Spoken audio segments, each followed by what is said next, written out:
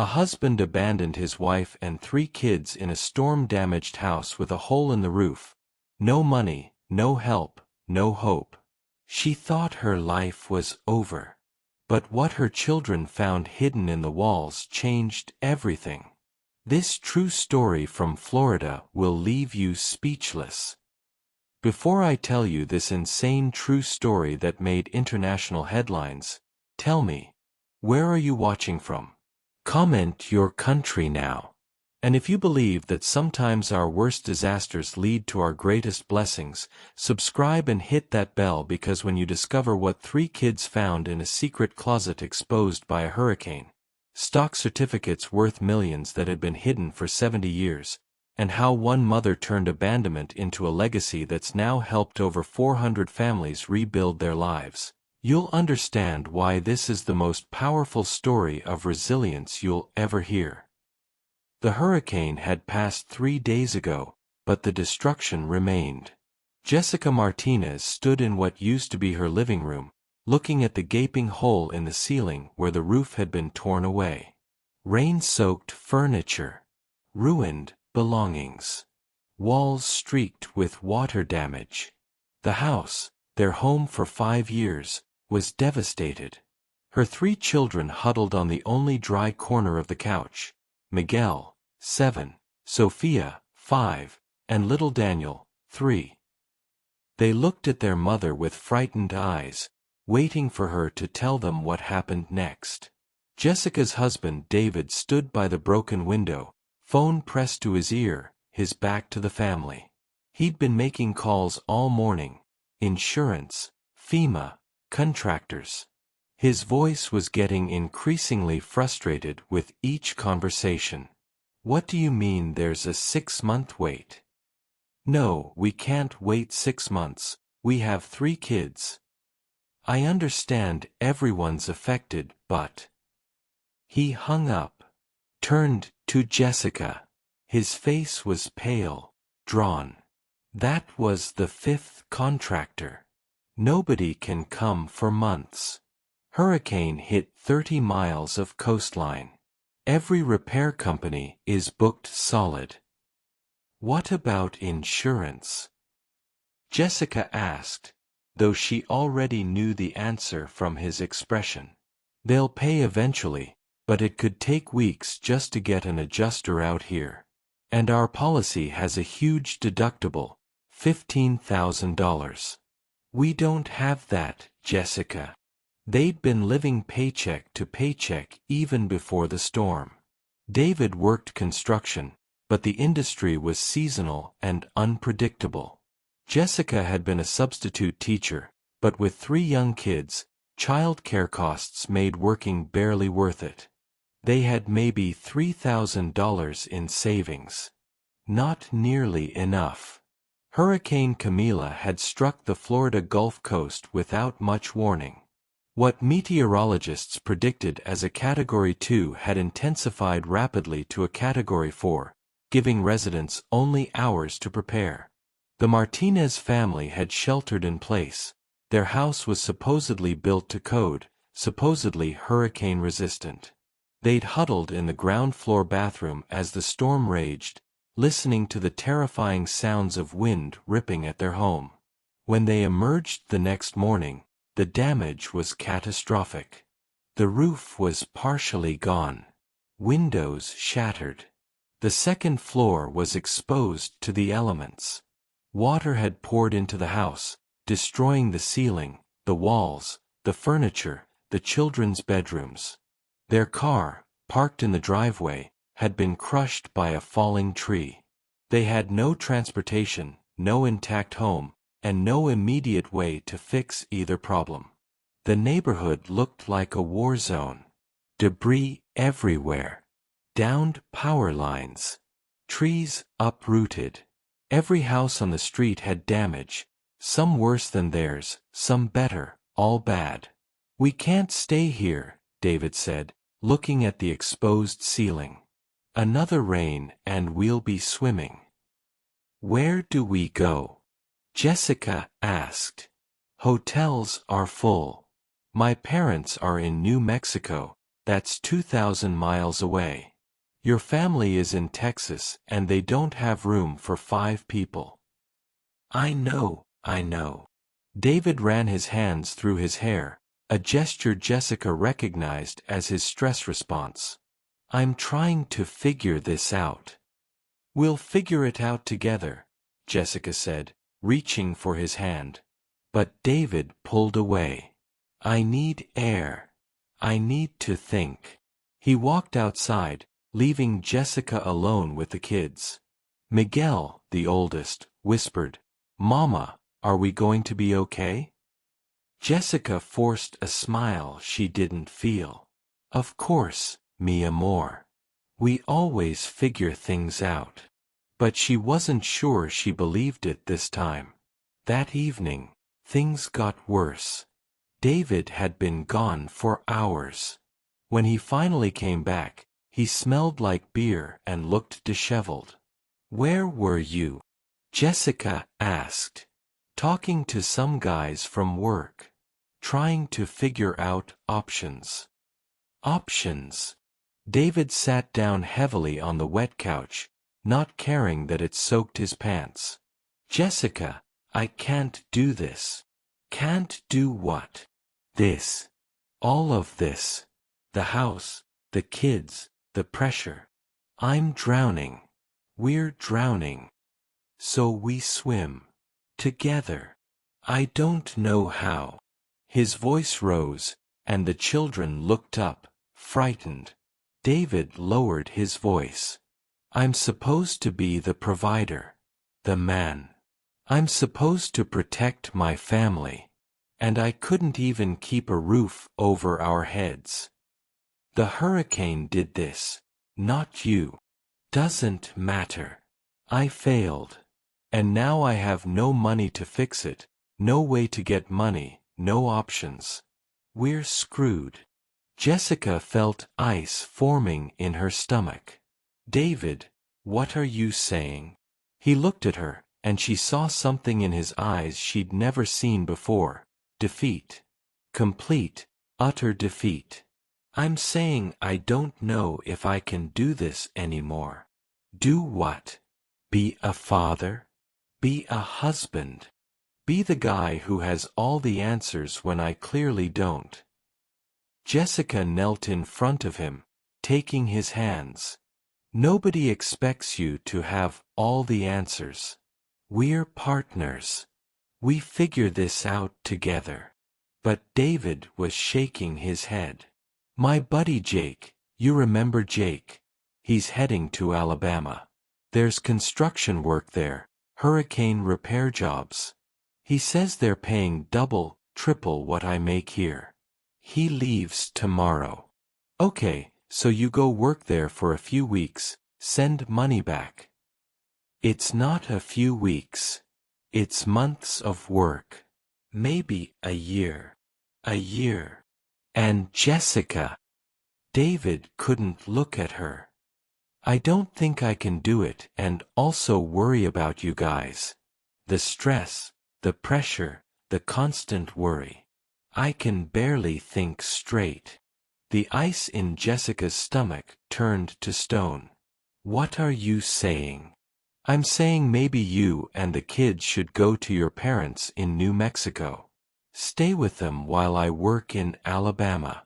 Get some distance from this disaster. Start fresh somewhere. David, our entire life is here. Our life is destroyed. He gestured at the ruined house. Look at it. This isn't a life anymore. It's a disaster zone. So we rebuild. With what money, Jessica? With what time? I'll be working 80-hour weeks just to make enough to pay for repairs. When am I supposed to see you? See the kids? We'll be strangers. Better strangers together than apart. But David was already standing, already pulling away. I need to clear my head. I'm going for a drive. David, we don't have a car. Borrowing Jake's truck. I'll be back. and he left. He didn't come back that night. Jessica tried calling. Straight to voicemail. She texted. No response. She called Jake. Haven't seen him, Jess. Sorry. Morning came. Still no David. Jessica fed the kids breakfast, cereal with the last of the milk from the cooler. No electricity meant no refrigerator. She tried to act normal, but Miguel was watching her with those two old eyes that kids get when they're forced to grow up fast. Where's Papa? Sophia asked. He's working on getting us help, Jessica lied. Around noon, David finally came home. He looked terrible, like he hadn't slept. Jessica sent the kids to play in the backyard, the only part of the property that wasn't destroyed, so she could talk to David privately. Where were you? Driving. Thinking. I went to the beach, watched the sunrise. I was worried sick. I made a decision, Jessica. The way he said it, so final, so cold, made Jessica's blood freeze. What decision? I'm going to Alabama with Jake. We leave this afternoon. What? David, we need to talk about this. There's nothing to talk about. We need money. Alabama has work. I'm going. Fine. Go. Work. But come back on weekends. Stay connected to your family. I can't afford to come back on weekends. The drive is 8 hours. And Jessica. He finally looked at her, and his eyes were empty. I need a break. From all of this. The pressure is killing me. A break from your children. A break from feeling like a failure every single day. Here, in this destroyed house, with you looking at me like I should have all the answers. I can't breathe. So you're just leaving. Temporarily. Until I can send enough money for you to relocate to your parents' place. Then you'll be taken care of and I can focus on work without the constant stress. Jessica felt like the ground was disappearing beneath her feet. You're abandoning us. I'm not. You're leaving me and 3 children in a house with no roof, no power, no car, and no money. That's abandonment, David. It's survival. I'm going to work to support you. You're running away. I'm doing what I have to do. David's voice rose to a shout. I can't be here and watch this and feel like a failure every single second. I need distance to function. What about what I need? What the kids need? You need money. I'm going to get it. We need a father. They need their dad. And I'll be their dad. Just from a distance. For now. Jessica stared at this man she'd been married to for 9 years. This man she'd loved since college. This stranger. If you walk out that door, David, I don't know if there's a coming back from it. David grabbed a bag he'd already packed. When had he packed it? I'll call you. I'll send money as soon as I get paid. David. But he was already walking to Jake's truck parked in the driveway. Jessica followed him out. David. He paused at the truck door. Please don't do this. Please. We can figure this out together. Please don't leave us. For a moment, she thought he might change his mind. He looked at her, and she saw tears in his eyes. I'm sorry, Jess. I can't. I'm not strong enough for this. And he got in the truck. Jessica ran to the window. What about the kids? You're not even going to say goodbye. I can't. If I see them, I won't be able to leave. and I have to leave. For all of us. You're choosing yourself over them. I'm choosing survival. If I stay, I'll break completely. At least this way, I can send money. Jake started the engine. David, please. But the truck was already backing out of the driveway. Jessica stood in the street, watching the man she loved drive away from his family, from his children, from his responsibilities. The truck disappeared around the corner. And Jessica was alone. She stood there for a long moment, unable to process what had just happened. Then she heard Sophia's voice. Mama? Where did Papa go? Jessica turned. All 3 children were in the yard, staring at her. Miguel, the oldest, already knew. She could see it in his face. Sophia and Daniel looked confused, waiting for an explanation. Jessica had no idea what to say. So she knelt down, opened her arms, and all 3 children ran to her. Papa had to go work for a while, she said, her voice shaking. It's just us for now. When is he coming back? Daniel asked. Jessica looked at the storm-damaged house, their shelter, such as it was. At the destroyed neighborhood. At her 3 children who were now completely dependent on her. I don't know, baby. I don't know.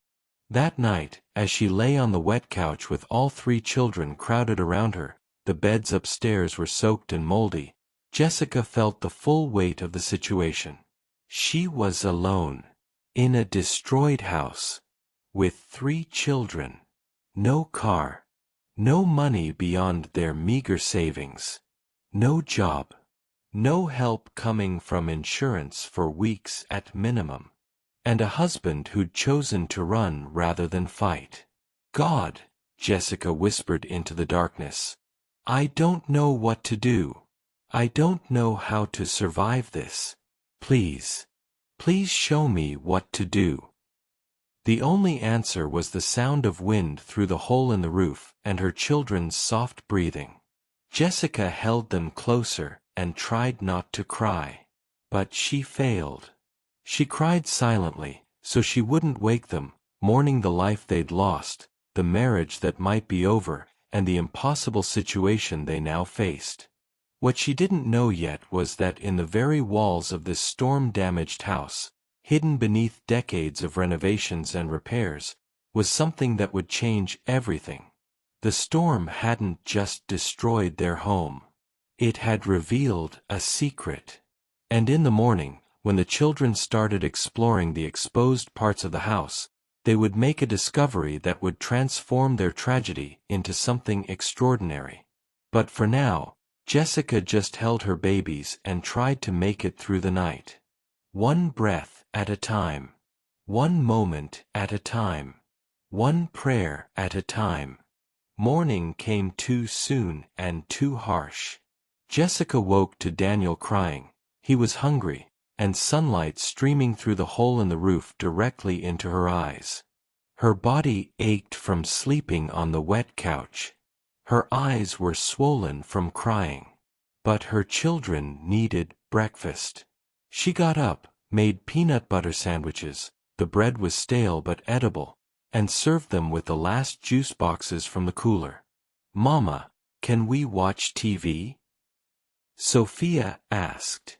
No power, remember, mi amor? No TV. Can we play with our tablets? Batteries are dead and we can't charge them.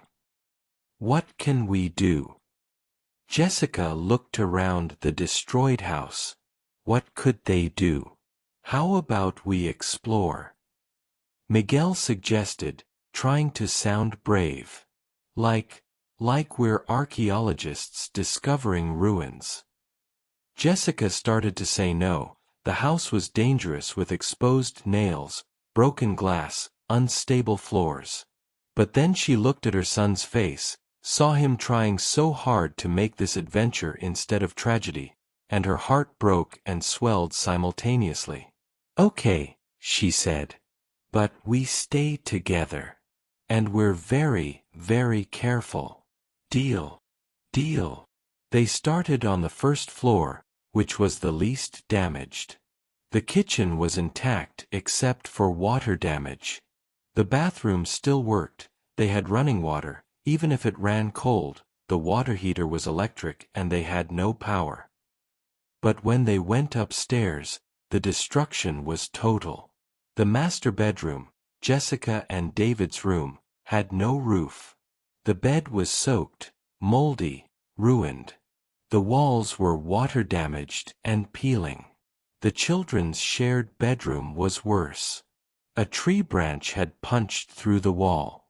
Everything inside was destroyed, toys, clothes, beds, all of it.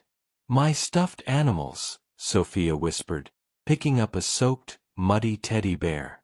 "We'll clean him," Jessica promised, though she knew it was probably ruined beyond saving. Miguel was examining the wall where the tree branch had penetrated. "Mama, look. The wall is weird here." Jessica looked. He was right, the drywall had been completely torn away, exposing the interior wall structure. But behind the studs, there was something else. Not insulation, but wood?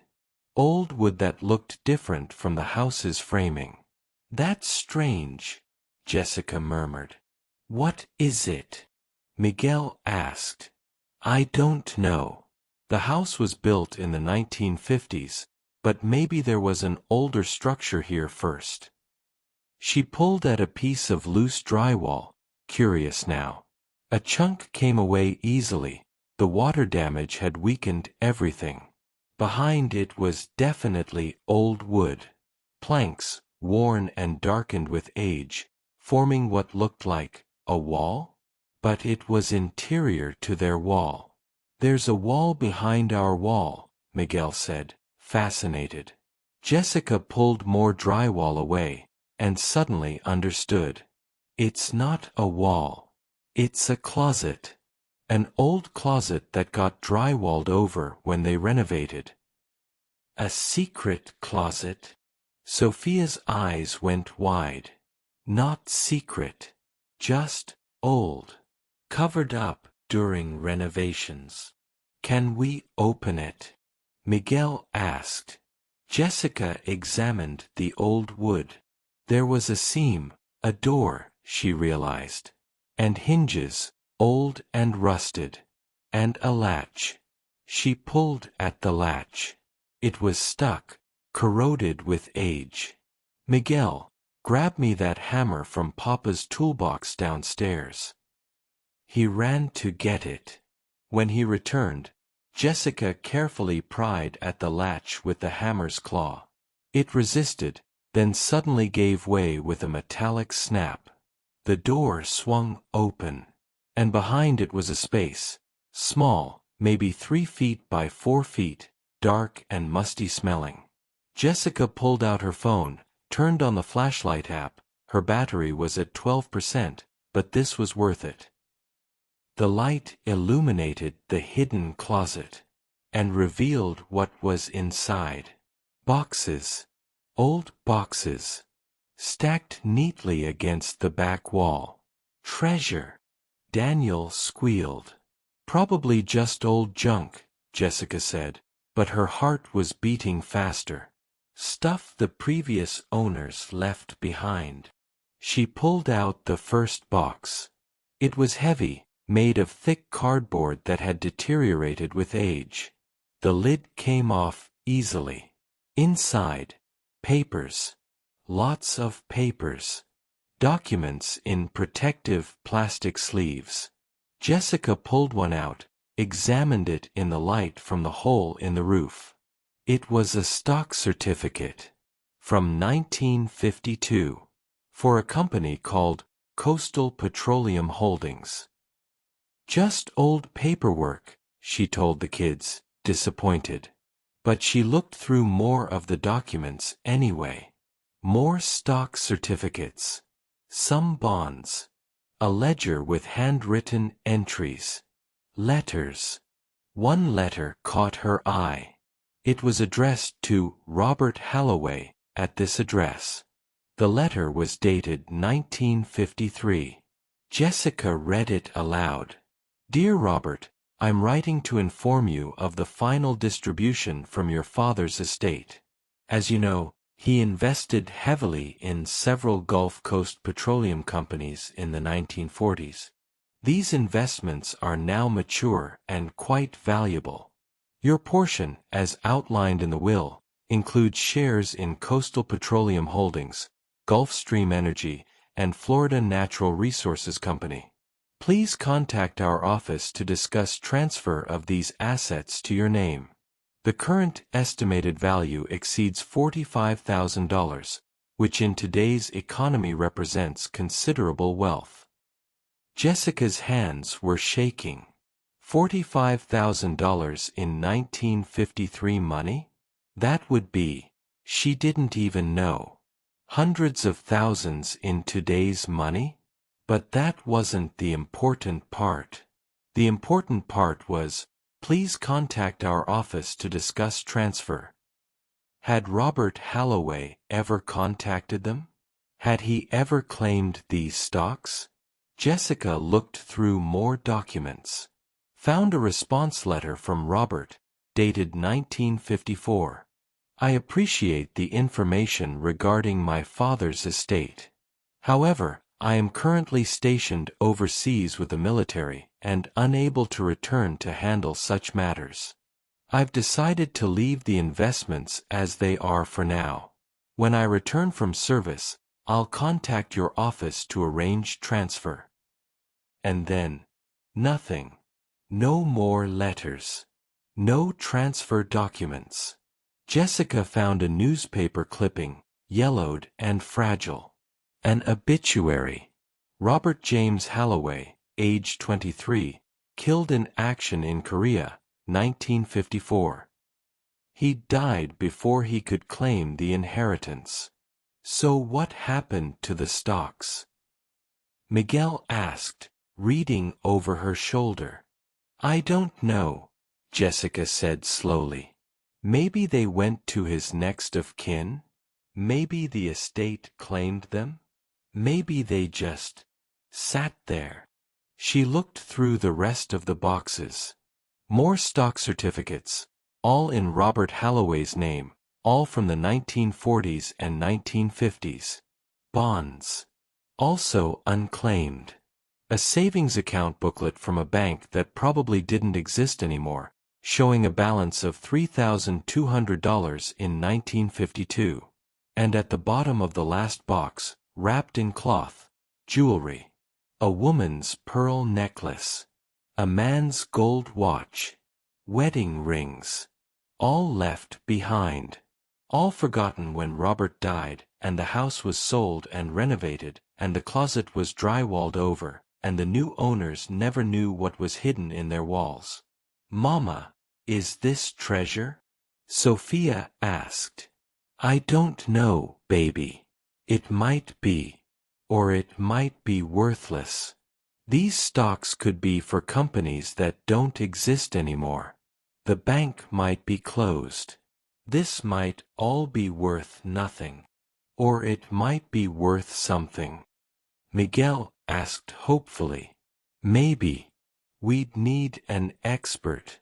A lawyer maybe. Or a financial person who specializes in old stocks. How do we find that? I have no idea. Jessica sat on the floor, surrounded by boxes of old financial documents and forgotten heirlooms, and started laughing. She laughed until she cried. Her children looked at her, concerned. Mama, are you okay? Miguel asked.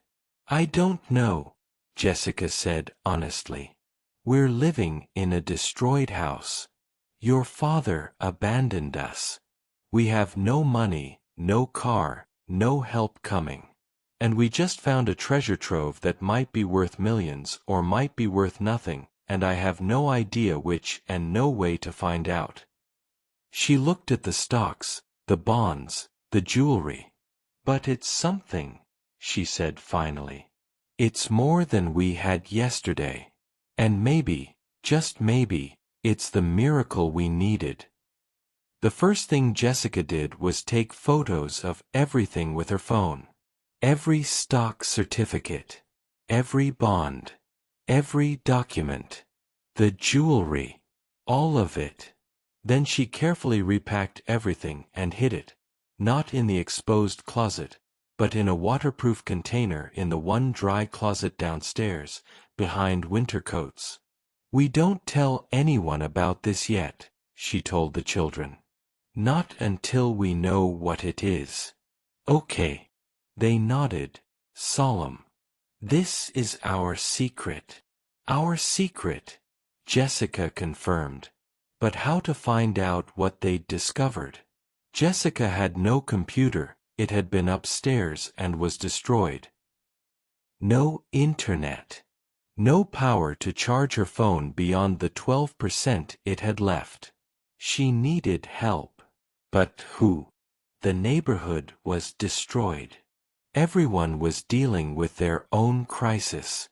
Then she remembered the community center.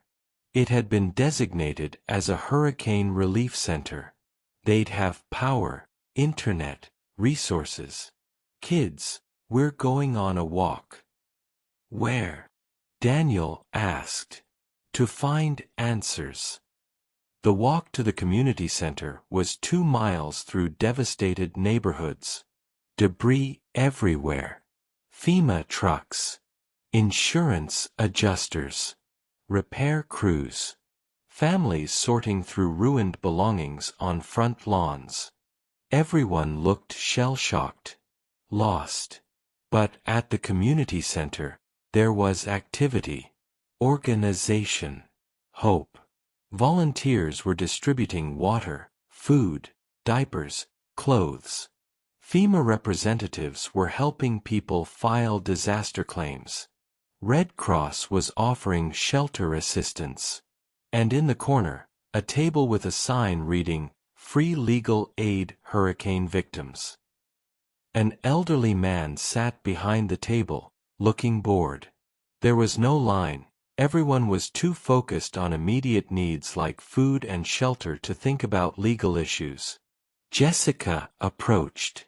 Excuse me. I need help with something unusual. The man looked up. He was perhaps 70, with kind eyes behind thick glasses. I'm Howard Chen, retired attorney. Volunteering to help storm victims. What's your issue? Insurance dispute? FEMA denial? Neither. I found something in my house. Hidden behind a wall that the storm exposed. Old financial documents. Stock certificates and bonds from the 1950s. I need to know if they're worth anything. Howard's eyebrows rose. That is unusual. Do you have photos? Jessica pulled out her phone, battery at 9% now. Showed him the pictures. Howard examined them carefully, his expression growing more interested with each swipe. This is remarkable, he said finally. These companies, some of them don't exist anymore. Merged or dissolved. But some. He zoomed in on one certificate. Coastal Petroleum Holdings became part of what's now Gulf Energy Corporation. And Gulfstream Energy is still operating under that name. They're a major player in offshore drilling. So the stocks are worth something? Potentially, yes. But there's a question of ownership. These were issued to Robert Halloway. The question is, who inherited them when he died? He died in 1954. I found his obituary. Did he have a will? Heirs? I don't know.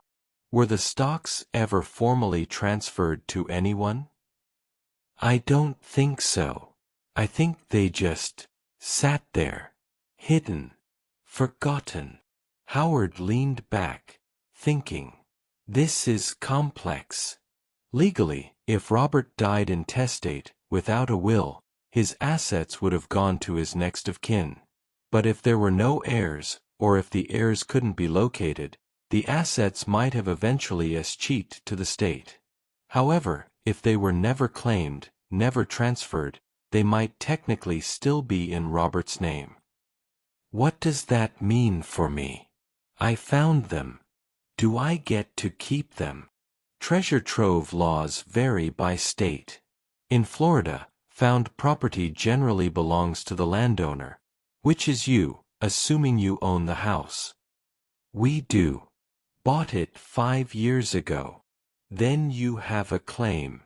But it will require legal process. You'll need to research Robert's estate, determine if there are any living heirs, file appropriate paperwork with the state. It could take months, maybe years. Jessica felt hope deflating. I don't have months.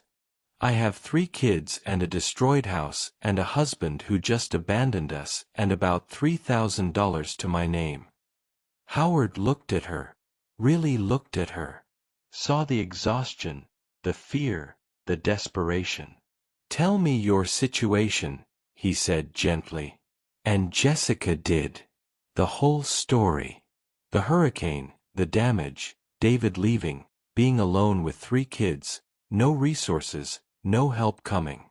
When she finished, Howard was quiet for a long moment. How old are your children? 7, 5, and 3. And your husband just left? Yesterday. Howard's expression hardened. That's unconscionable. And likely illegal, abandonment of minor children. I don't want to prosecute him. I just want to survive. Understandable. Howard thought. Okay. Here's what I'm going to do. I'm retired, as I said. I volunteer because I'm bored and want to help. Your case, it's unusual and interesting. I'll take it on pro bono. I can't ask you to. You're not asking. I'm offering.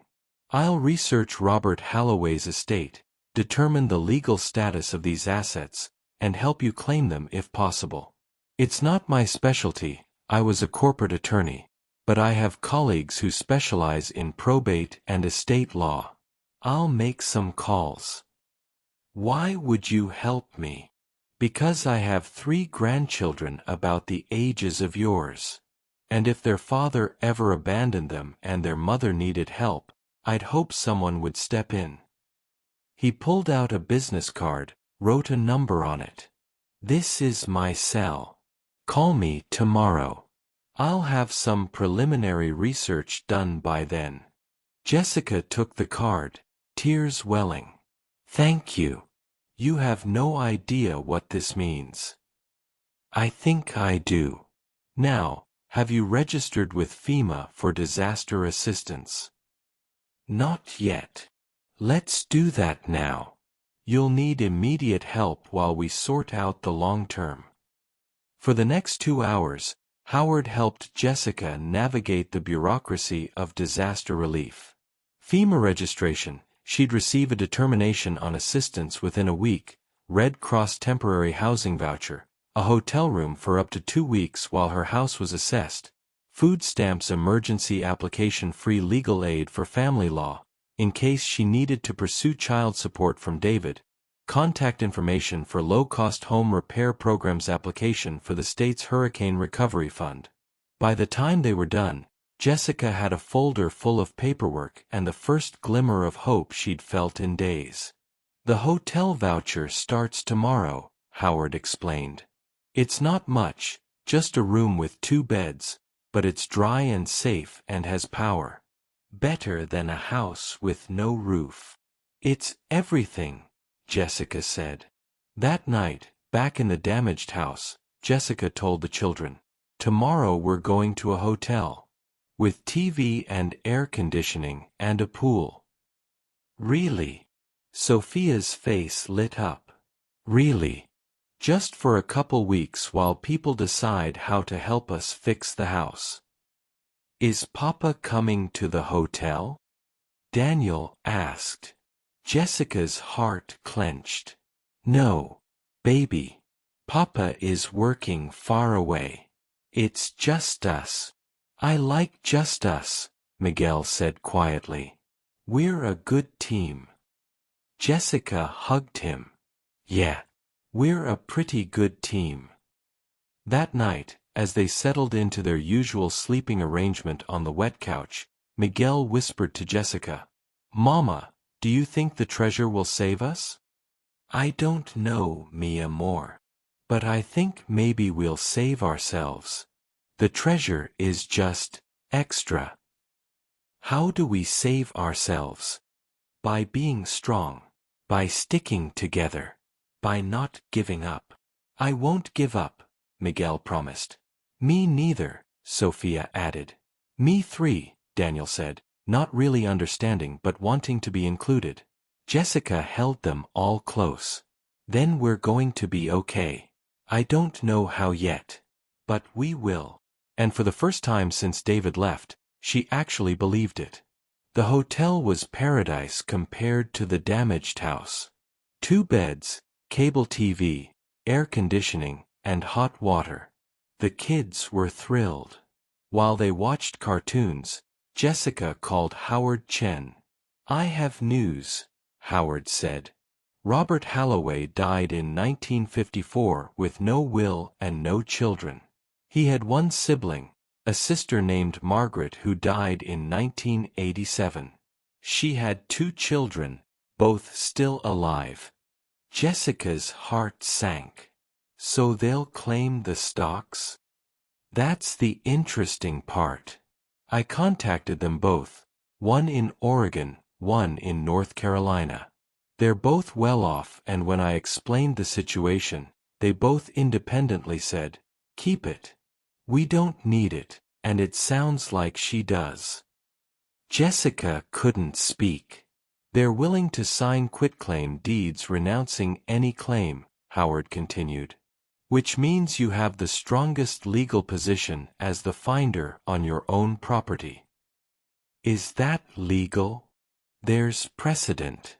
It'll take a few months, but I'm optimistic. Howard's friend Stephanie Rodriguez, a financial investigator, called that afternoon with the valuation. Mrs. Martinez, assuming authentication, here's what you have. Coastal Petroleum Holdings, now worth approximately $1.70 million. Gulfstream Energy, approximately $626,000. Florida Natural Resources, approximately $208,000. Bonds with interest, approximately $125,000. Savings account with 70 years of interest, approximately $45,000. Total, $2.704 million. Jessica started crying. That's not possible. It's very real. This is what happens when stocks sit untouched for 70 years. That evening, David called. Jessica told him about the stocks. Our house. That we both own, David said. Community property state. Half of anything you find is mine. Jessica felt rage building. You want to claim half after you abandoned us? I'm still legally your husband. If those stocks are worth millions, we can rebuild. Together. I can come home. Now you want to come home? When there's money involved. I want to come home because there's hope. David, those stocks aren't ours yet. The legal process will take months. And if I win them, I'll decide what happens. Including whether you deserve any of it. You can't just cut me out. You abandoned your children. That's a crime. So before you make legal threats, remember that. She hung up. Miguel was watching from his bed. Was that Papa?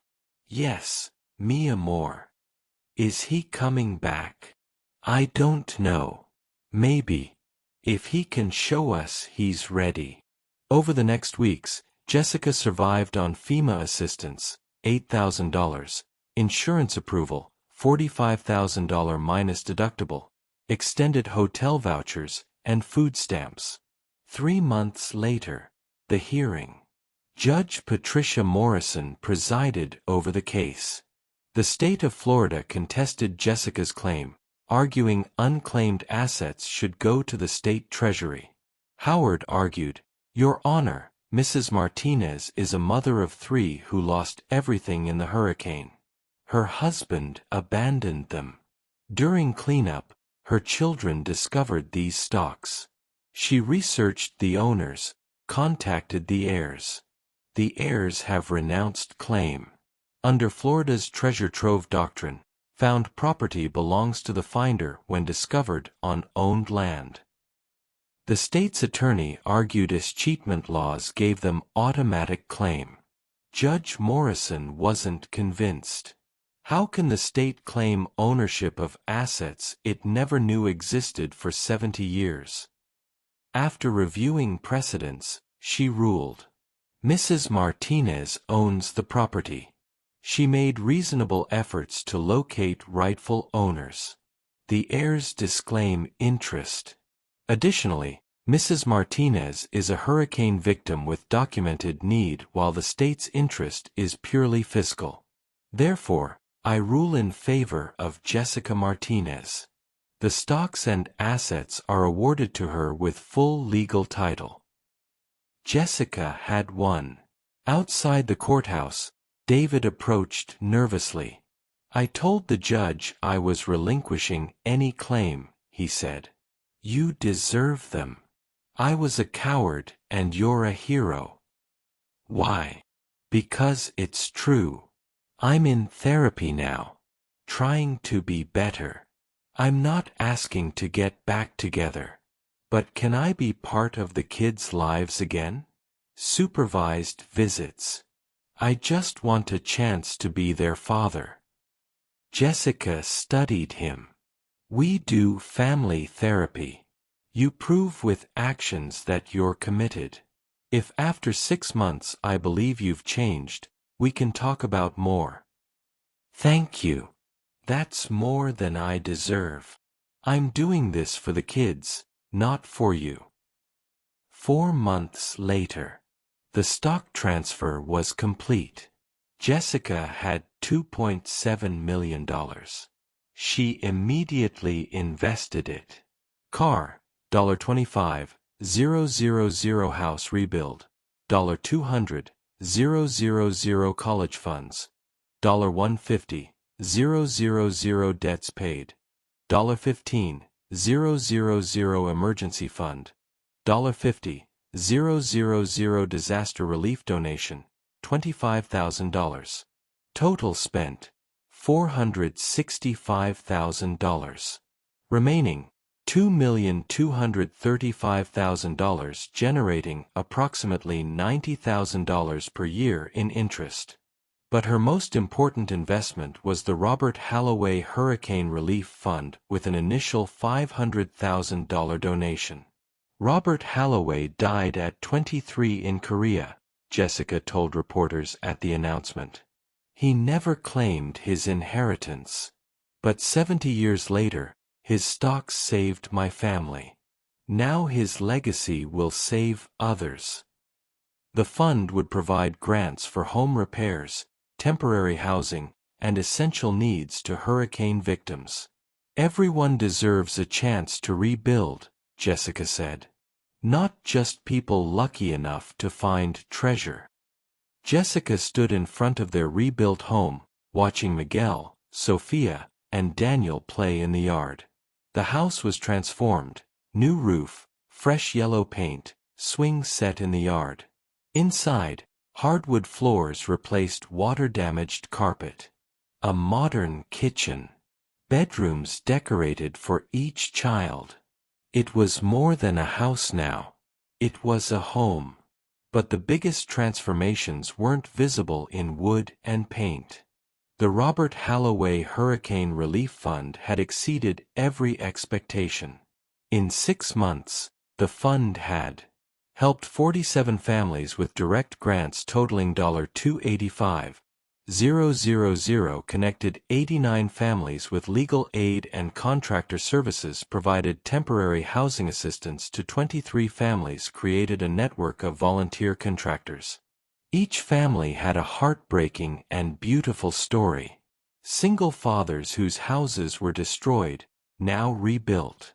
Elderly couples denied by insurance, now safe. Families living in cars, now in homes. Every family helped was a ripple of Robert Halloway's legacy, extending 70 years beyond his death. Jessica ran the fund from donated office space, working 3 days a week. The other 2 days, she spoke at conferences advocating for disaster recovery reform. Her message was simple but powerful: I was lucky. But luck shouldn't determine whether a family survives disaster. We need better systems. State legislators listened. Jessica's law was making its way through the Florida legislature, strengthening disaster relief, creating penalties for abandonment during emergencies, establishing state funds for families in crisis. The most complicated transformation was happening at home. David had been in therapy for 6 months, both individual counseling and family sessions. It was hard, painful work. I had a mental health crisis during the hurricane, David's therapist explained. The trauma triggered a breakdown.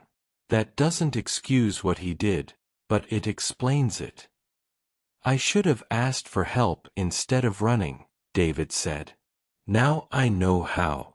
And I promise, if I ever feel that way again, I'll tell you. In family therapy, they worked on rebuilding trust. Miguel was angry. You left us when we needed you most. How do we know you won't leave again? David didn't offer easy promises. You don't know for sure. I can only show you through my actions. Every day, I'm going to show up, and over time, maybe you'll trust me again. Sophia was fragile. I had nightmares that you were gone forever. I never stopped loving you, David said, tears streaming. I was sick and made a terrible choice. But I loved you then, and I love you now.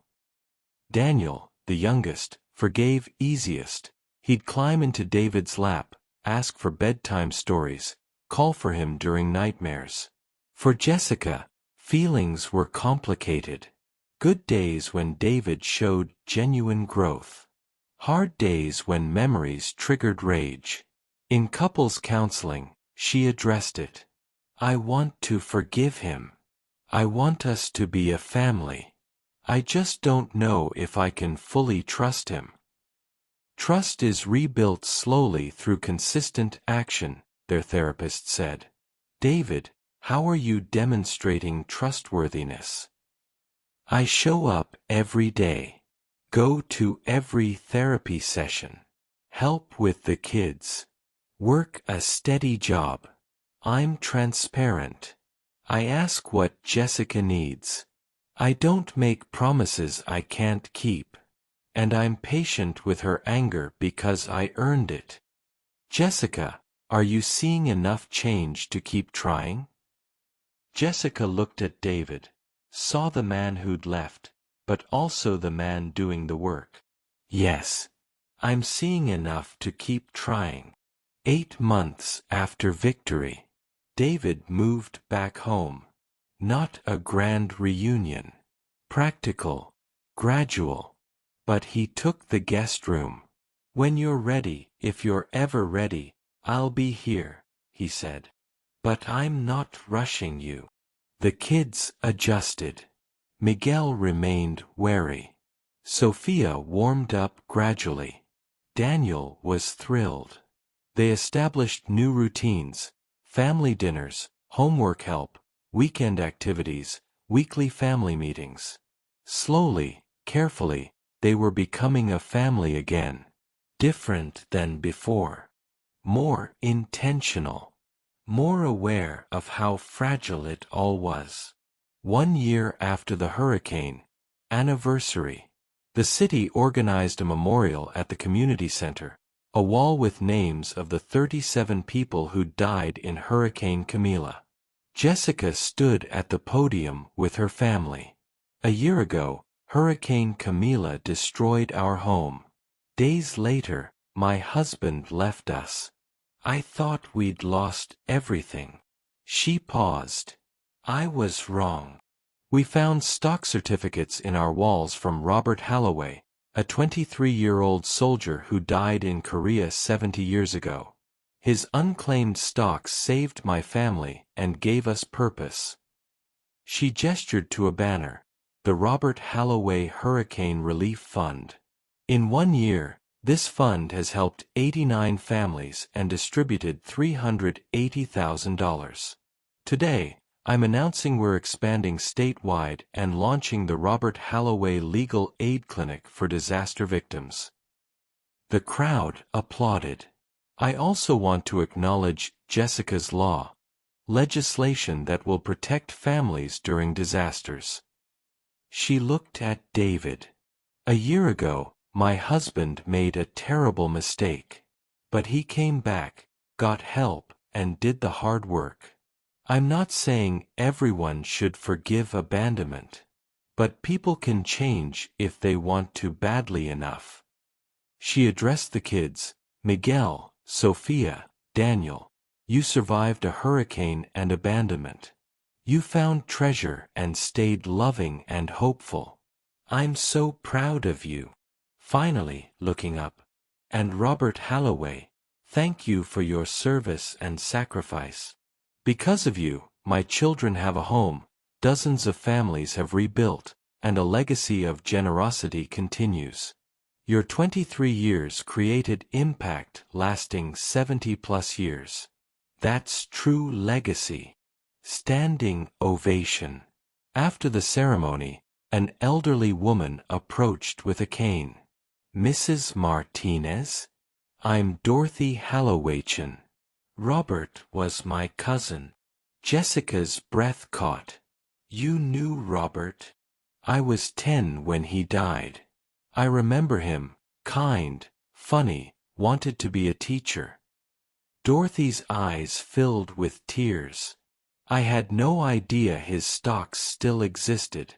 Bobby would be so proud. This is exactly who he was. Helping people. She pulled out an old photograph. This is Bobby in uniform before Korea. I want you to have it for the fund's office. So people can see the young man behind the legacy.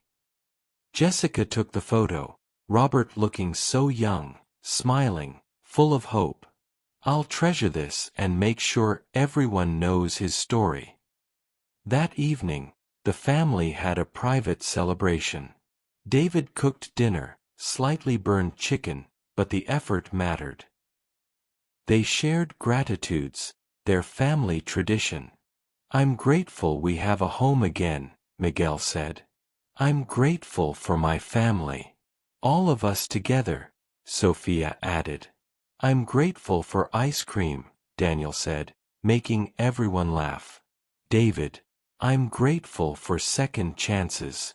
For a wife braver than I was. For kids teaching me courage.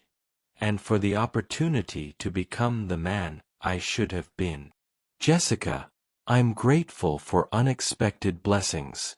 For treasure in broken places. For Robert's legacy.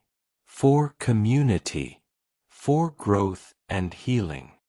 She looked around. A year ago, I thought we'd lost everything.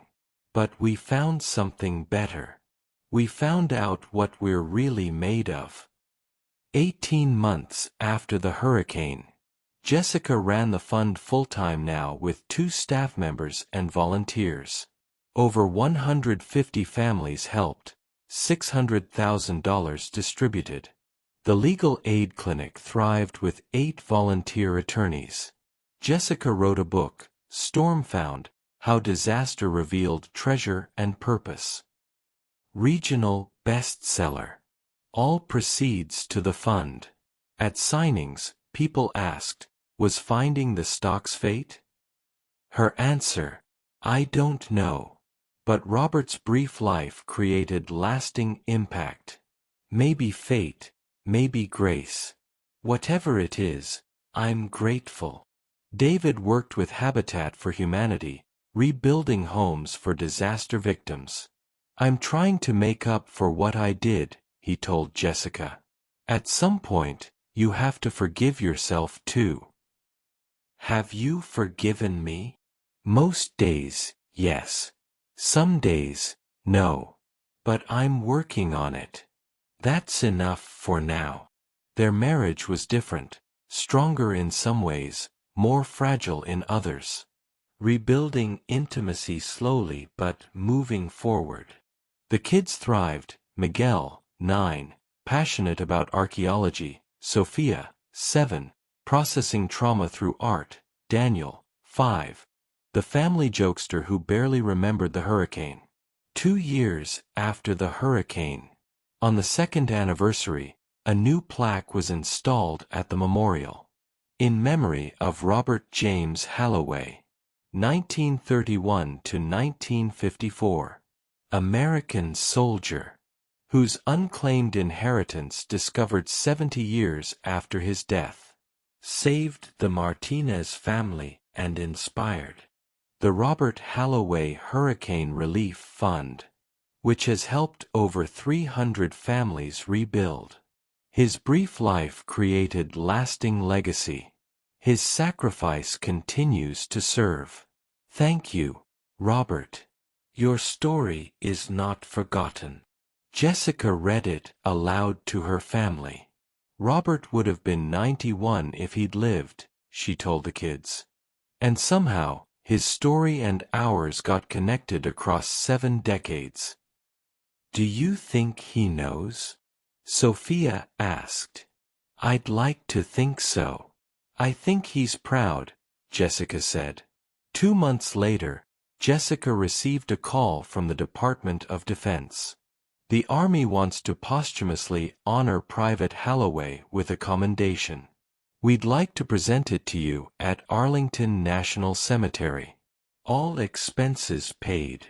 At the ceremony in Washington, D.C., Colonel Weston presented the commendation.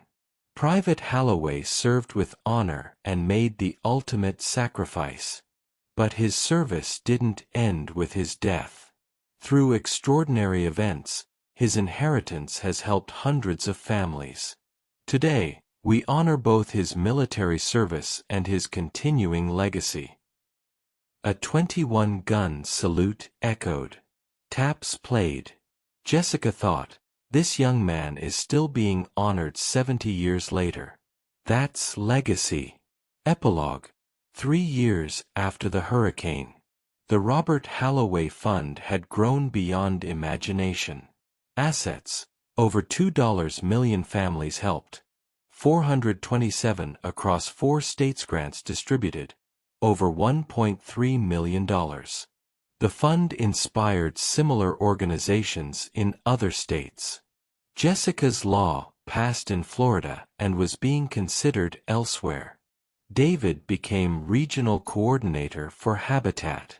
The kids were thriving. Miguel, 11, top of his class; Sophia, 9, artwork in galleries; Daniel, 7, star soccer player. Jessica and David renewed their vows on their 12th anniversary in their rebuilt living room. I promise to stay. In storm and sunshine. Always, David said. I promise to trust again. To believe in second chances. To choose us, Jessica responded. In the closet where the stocks were found, the memorial had expanded. In memory of Robert James Halloway. 1931 to 1954. American soldier, posthumous hero.